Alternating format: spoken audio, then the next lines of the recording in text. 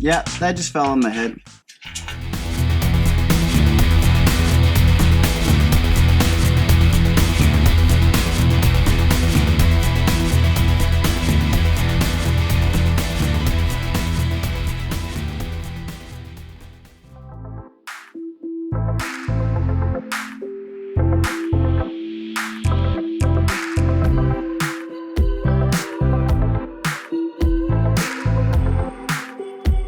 Just reach in here inside the door jamb, pop the hood.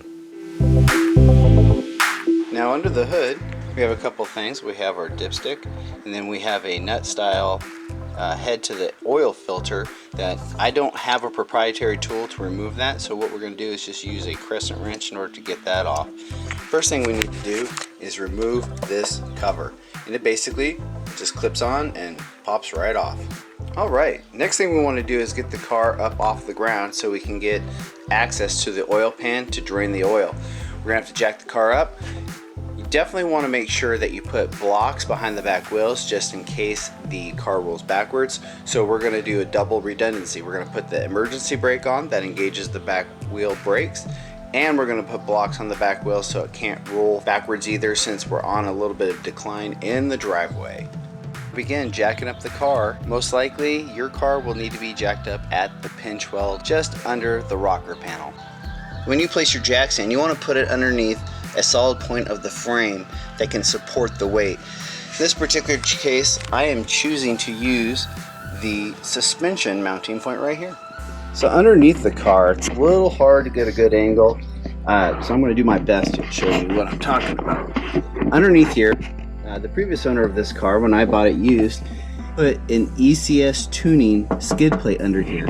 It has 3 number 5 Allen heads, and then it has a couple of kind of odd bolts around here on the sides. So we've got a Torx bit here, we've got a standard nut here, different size nut here, and over here just the one Torx nut. We're actually missing hardware over here. Probably put some hardware in there to bolt this up properly and get everything held in place.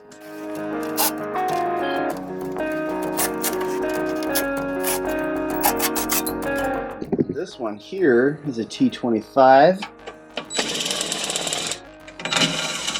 So now that this skid plate is starting to fall down, I'm going to put another jack stand underneath it to hold it up while I take all the rest of the hardware out.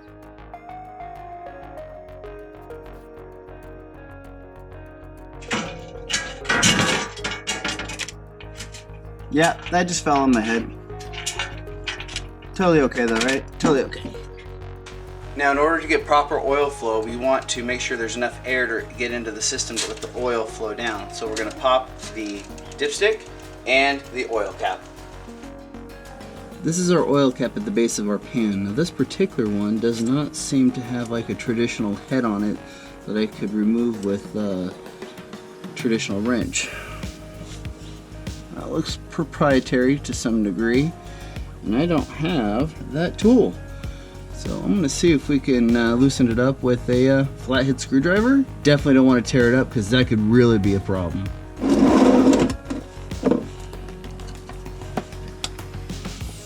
Oh yeah, that'll turn. Got a couple of bricks here I'm going to move underneath to see if we can't move the pan higher and catch as much of that oil as possible. Now today we're going to be doing our oil change with an ECS Tuning oil change kit.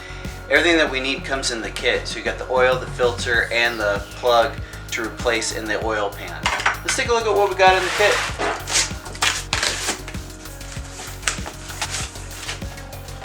So we have our replacement oil filter. And it also comes with a new O-ring to go around the oil filter casing. We've got 6 quarts of liquid moly oil. I have a new replacement cap for the oil pan. 5-quart bottle of 5W40 oil. Now this particular model takes, I believe, 5.5 quarts, so that's why we have the extra bottle. That's it.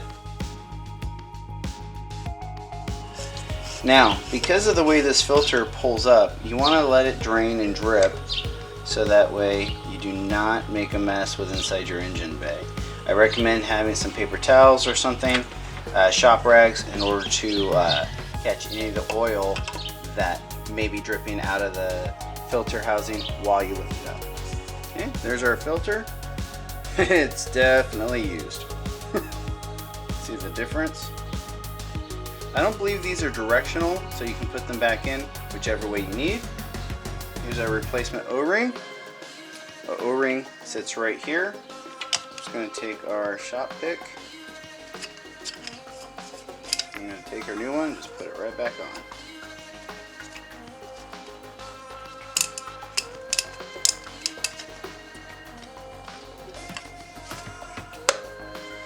Make sure when you put the new filter in that it actually seats down all the way in. You're going to hear a distinct click.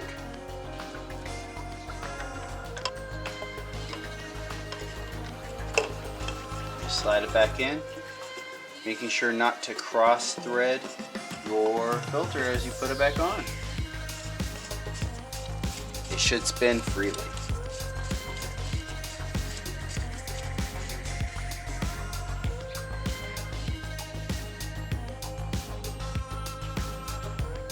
Pull our dipstick, clean that off, put it in, we'll see if it comes out clean again.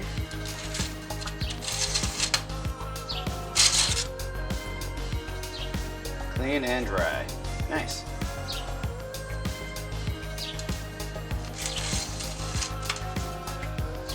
Alright, at this point we're going to go ahead and wipe off our mating surface for our plug. Put her back in. Alright. Locked and loaded. Now I don't know if you can see it from there.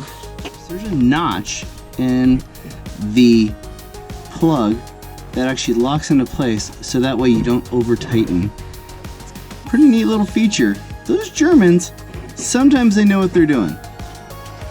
Alright, now we can pop our oil cap and put our oil in.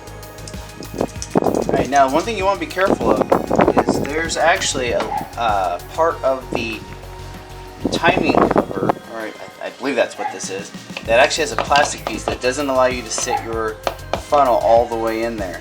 So you're going to want to be really careful about how you pour this in. In fact, if you have a small funnel, you might want to use that. And I do have a small funnel that kind of fits in there and holds it in place.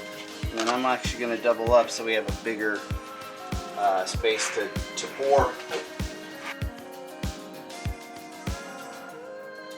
We're just going to let that sit like that for a few minutes, get all the oil. So for the final quart, I'm only going to go about halfway, and then I'll check the oil and see how much we have in the system and whether or not we need to add more. Let's check that dipstick. We are full. We are definitely full. Put our cover back on, and we're buttoned up. Excellent. We're going to put body clips in place where this plastic is broken so that we can actually have enough mounting points to where this actually holds up properly. That looks like it actually might work.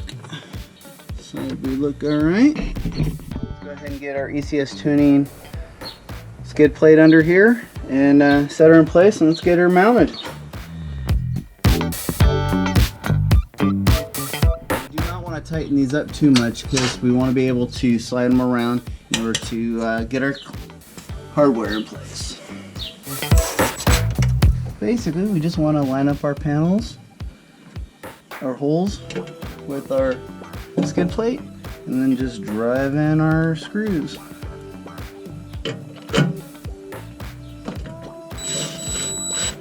There's 1,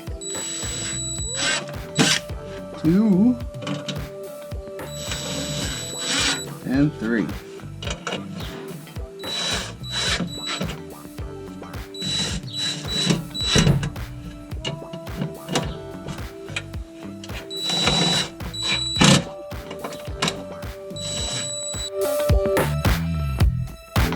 Alright!